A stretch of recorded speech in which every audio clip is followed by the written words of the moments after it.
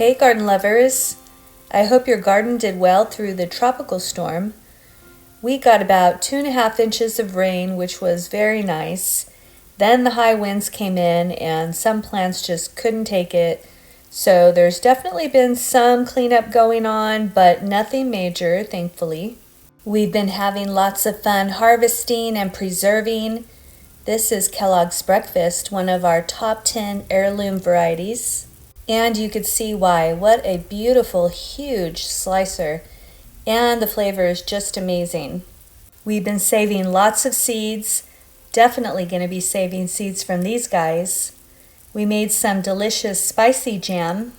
It's going to be fun to tap into the flavor from our summer harvest during the winter months.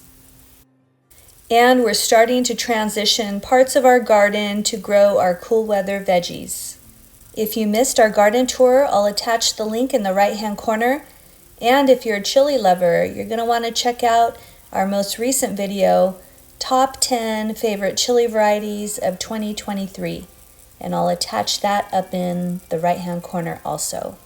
Plus, we have a lettuce trial going on. We are narrowing down several varieties to our top 5 favorites that grow well in a hot deserty climate. So make sure to hit the subscribe button and bell to be notified to not miss this upcoming video. So we have an extremely tight schedule over the next several weeks and won't get time to film a September planting, sowing, and growing video. So we're combining August and September together.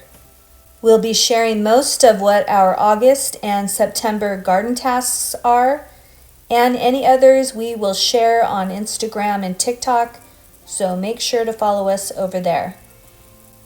All right, now on to what we are planting, sowing, and growing in August and September. This month we replaced all of our tropical milkweed with native narrow leaf milkweed. We were at Rogers Gardens a few weeks ago and learned about the Monarch project. I'm going to attach a link in the upper right-hand corner and encourage you to check it out. Apparently the tropical milkweed has a poison in it that is very bad for the monarchs, and they're encouraging everyone to pull out the tropical milkweed, which we had quite a bit of, and I'm sure we're going to have lots of little baby sprouts popping up. We'll pull those as well and replace it with the narrow leaf milkweed. This spot up against the building was covered with a tropical milkweed bush that was about 5 feet in diameter, but milkweed grows very quickly, so very soon it'll be covered with the best milkweed for the monarchs. I'm getting hungry looking at these Kellogg's Breakfast tomatoes. And here's another area where we added the narrow leaf milkweed. We didn't have any tropical milkweed growing in this area, but I thought it'd be a great spot. I could just picture the butterflies laying their eggs and the monarch caterpillars devouring it and then climbing up the apricot tree and cocooning. I captured a monarch emerging from his chrysalis a few weeks ago. Going to be sharing that pretty soon. Excited that the cooler weather is headed our way in a few weeks because I love the flavor of mustards, especially the red giant. We grow it as an ornamental around our orchard border, where we can just grab a few leaves for a yummy Thai lettuce wrap. Mustards are easy to grow as long as the temperatures are cool.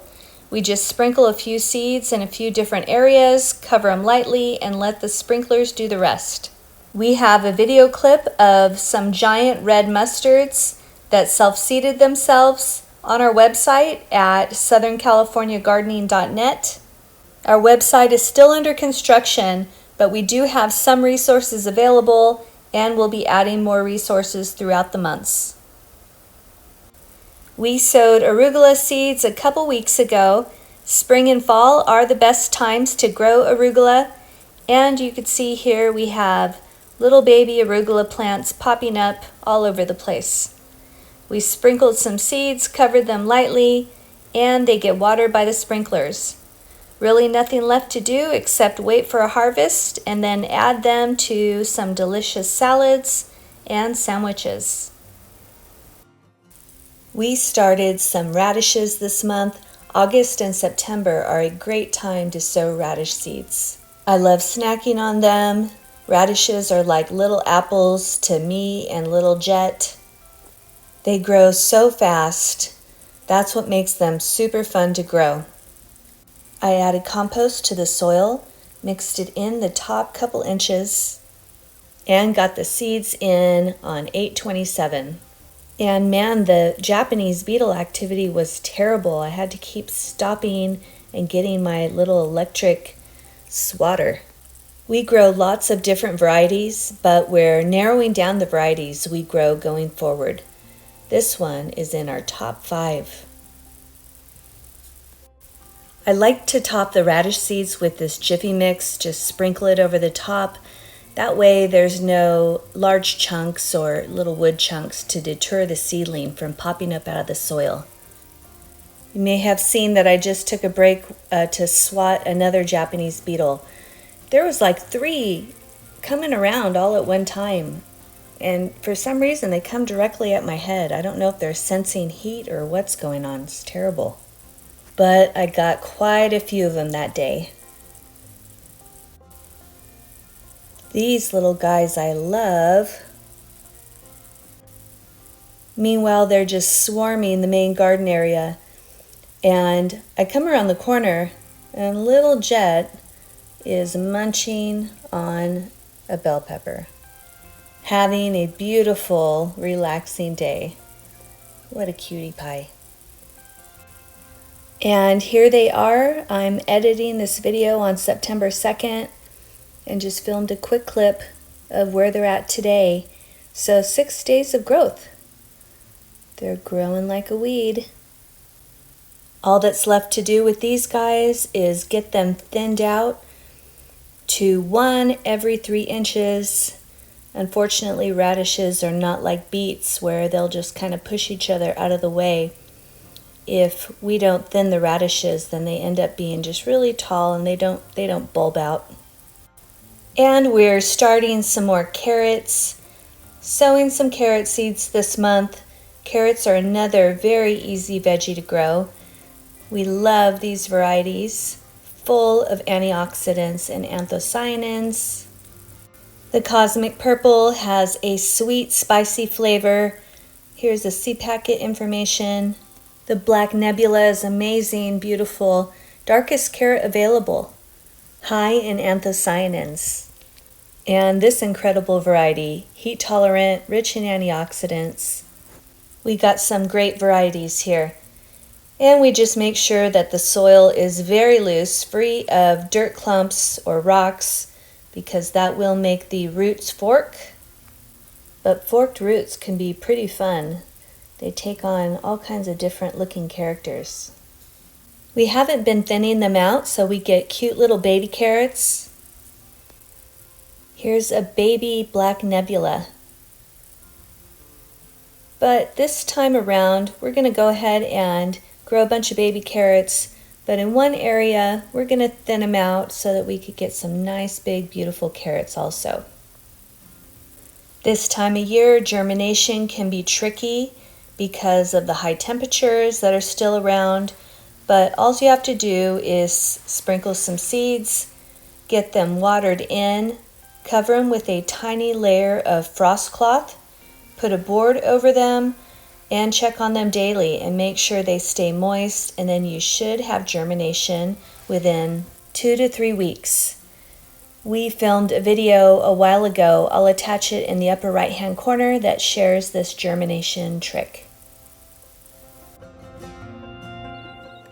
This month we are starting more beets, and unlike the radishes, we won't thin the beets. We'll kind of just let them grow and push each other out of the way, and they'll still get a really nice size.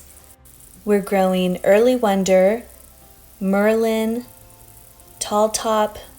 Tall Top's awesome for the greens for our girls, and baby beets.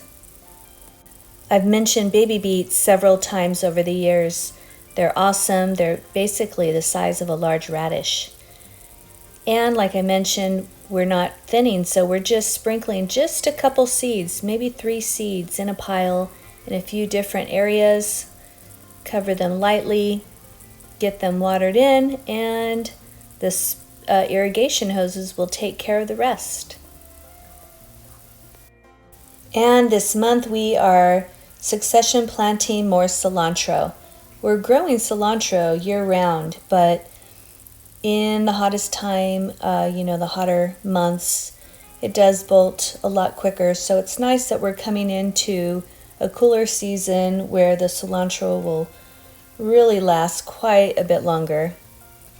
Calypso has shown to be the best slow bolt variety that we grow continually, but we are trying this slow bolt by Baker Creek, and we did grow it in a few different areas, but I'm going to grow it side by side with this Calypso and see how they do just right next to each other. So kind of a little trial going on, and then I'll just narrow it down from there to one variety of cilantro that will grow. And I wish I would have added this chili pepper variety to our most recent video, our top favorite chili peppers of 2023, because man, it is excellent. Another plant, I tasted it and it didn't have much heat, but this one, it's like eating a spicy apple. It's so delicious, and this one has lots of heat, so I'm going to be growing this one each year from here on out. And if you haven't seen it yet, I'll attach it in the upper right hand corner. It's our top favorite chili varieties of 2023. And we're starting some more dill. We're going to be growing this elephant dill. We've seen some baby dill plants popping up in a couple spots around the garden. So it's definitely telling us it's time for dill to start growing again. We're starting some more sugar snap peas. We have the sun gold that's been trellising up this arch, and it's just about done. We're harvesting the last of the delicious cherry tomatoes, and then we'll get this guy cleared out and it will be covered in peas in a couple months. I love this variety by Urban Farmer, and peas are another one of those veggies that are super easy to grow. They definitely need trellising, but we just push them in the soil about a ½ inch, spread them out every couple inches, and next thing you know, we're just snapping them off while we're hanging out in the garden and snacking on them. And Jet loves them too. I find him in areas where he can reach the vines, he's trying to pull them down and he's harvesting his own peas. And we started some kale. We sowed seeds on 8/19, got them thinned 8/26, and they will get transplanted today, which is 9/2. We'll have several varieties growing throughout the cool season months for snacking, but mostly for our chicks. They love kale, and they give us the most beautiful, delicious eggs. The yolks are such a deep orange, definitely very different than commercial eggs. We're starting some endive. My mom has the most delicious Yugoslav potato salad recipe that has lots of endive. And if you have a partial shade area and wondering what to grow there, give endive a try. Here are 2 varieties by Baker Creek. And you'll notice a bitter flavor, but the bitter flavor indicates high vitamin C levels. So a great addition to any salad. We're also starting some Swiss chard this month. We like to grow Ford Hook. The leaves are huge, delicious for lettuce wraps, and ruby red. Adds so much beautiful color to the garden. We have a lettuce trial in progress, and we'll be releasing the video as soon as it's time to harvest. Basically, we're narrowing down all of these varieties here that say that they're heat tolerant to some degree, and going to narrow it down to our top 5 performers so that we could just grow those going forward. And there's already some that are really standing out, like This variety is just really lagging behind all the others. Butter Crunch is performing well. Knew that New Fire would be performing well, and Red Cross. We may end up with a little over 5 varieties that will continue to grow. I love Red Cross. I've grown that for years. And we'll share the results of what performs best in Southern California. And now we're going to get them some fish fertilizer and get them thinned out. Now is a great time to sow some lettuce seeds for some delicious heads of lettuce, or to sprinkle some seeds around and do some cut and grow. There's still lots of beautiful color in the garden. We got these bachelor buttons deadheaded and saved a ton of seeds. And here we are a few weeks later with a fresh round of blooms appearing. I love this variety of bachelor button. It's like this dark plum color. It adds so much beauty to the garden. And we started noticing around the garden little baby nasturtiums popping up, which again, it's an indication that it's time for them to start growing. So we're popping in some of this vibrant orange nasturtium seeds. I don't remember the name. I'm going to have to look it up. These seeds were harvested from a nasturtium plant that's growing in one of our beds, and I just want to put it everywhere. The color is so gorgeous. These baby nasturtium plants, I'm going to pull. The color was pretty. It's like a pale rose color. And I'll definitely grow that in some areas of the garden, but I want to have these vibrant orange nasturtium flowers growing in our double cattle panel raised bed. And I'm sure in a couple months we'll have blossoms, and we'll stop by and do a garden update and share the beautiful vibrant color with you. I know I said beautiful way too many times, but when you see this variety, you're gonna really say, wow, it's amazing. And we're succession planting more kohlrabi. I always say it, I love these vegetable apples. They're so delicious, they grow fast. Here are some that were started a few weeks ago. I'm not sure the date, but we're gonna keep succession planting so that we have all different stages, babies to harvest for a continuous supply of delicious vegetable apples. And we are starting some spinach. And this is another one that we have lots of varieties that we like to grow, but want to narrow it down to just a few. So we'll get all of these varieties sown in an area that's rich in compost and see which one performs the best for our growing area. And I'm sure we'll share that information with you during a garden update in a couple months. And we have been transplanting our cool season veggies into their permanent growing locations. This is a winter squash. We did plant it in our green chili bed, but the green chilies are going to be wrapping up in a few weeks. Plus, we have this guy trained to grow outside, and it's going to crawl around. And as it crawls around, it's going to grow adventitious roots that will tap into the soil and continue to get stronger as it crawls around the flagstone. I think it's going to look beautiful. And in this bed, we got our brassicas transplanted. So we have here cabbage, Brussels sprouts, broccoli. This is rhubarb. It's a purple Brussels sprout, and it's struggling. So hopefully it's going to bounce back. We got a new leaf coming out of the center. We had a couple triple-digit days this past week. I was on a business trip, and even though I had a shade cloth over this bed, this corner was exposed, so it does look like we lost our patchy snacker onions, but that's okay. We'll get some more sowed this week. All right, gonna get this video wrapped up, but you could see here it's definitely time to sow some lettuce seeds. These little guys are popping up from a Sierra plant where we harvested the seeds.